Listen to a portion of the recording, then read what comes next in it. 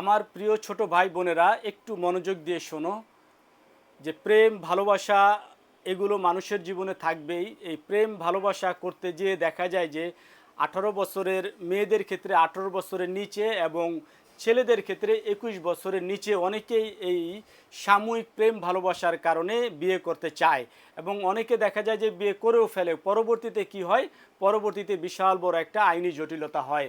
তো বাংলাদেশের যে প্রচলিত আইন অনুযায়ী 18 বছরের নিচে কোনো কন্যা সন্তান অথবা কোনো মেয়ে এবং 21 বছরের নিচে কোনো ছেলে যদি সেটা বিয়ে করে সেই বিয়েটা হবে বাল্য বিবাহ।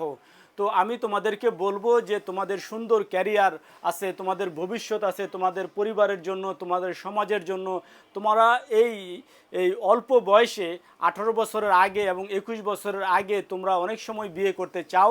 এই আমার যেই ছোট ভাই এবং ছোট বোনদেরকে আমি বলবো, আমি অনুরোধ করব তোমরা এই 18 বছরের নিচে এবং 21 বছরের নিচে তোমরা বিয়ে করতে যাবে না।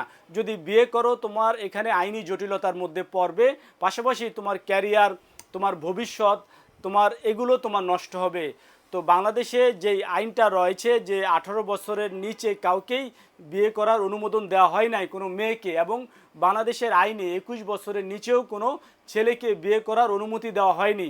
তো বাংলাদেশের সরকার যে নিয়মটা করে রেখেছে সেই নিয়মটা হলো মেয়েদের ক্ষেত্রে সর্বনিম্ন 18 বছর এবং ছেলেদের ক্ষেত্রে সর্বনিম্ন 21 বছর পূর্ণ হতে হবে। এই বয়সটা হলেই তুমি একটা আইনি ঝামেলা ছাড়া, সম্পূর্ণ আইনি ঝামেলা ছাড়া তুমি একটা বাংলাদেশে বৈধভাবে বিয়ে করতে পারো। আর যদি তোমরা এই বয়সের নিচে বিয়ে করতে যাও তাহলে তোমার আইনি জটিলতা পড়বে, সেটা বিয়ে হবে না, সেটা হবে মামলা।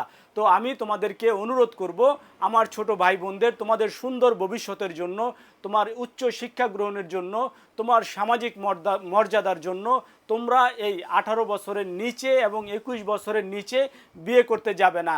তো তোমাদের সকলের ভবিষ্যৎ, সুন্দর ভবিষ্যৎ কামনা করে আমি মোহাম্মদ এমদাদুল হক মিলন, অ্যাডভোকেট, বাংলাদেশ সুপ্রিম কোর্ট, তোমাদেরকে শুভেচ্ছা জানিয়ে আজকের মতো এখানেই শেষ করছি। সকলেই সুস্থ থাকবে, ভালো থাকবে। আল্লাহ হাফেজ।